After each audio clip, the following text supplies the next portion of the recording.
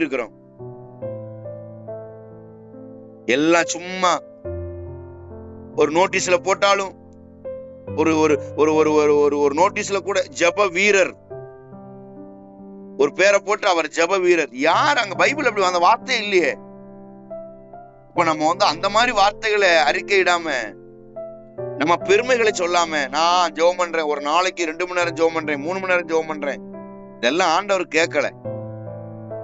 10 நிமிஷம் ஜெபம் பண்ணாலும் தேவ சமூகத்தில் தான் கண்ணீரை ஊற்றி முழங்கால் படியிட்டு ஒரு ஒரு வல்லமையான ஜெபம். எலியா ஜெபம் பண்ணானா, எவ்வளவு நேரம் ஜெபம் பண்ணானா?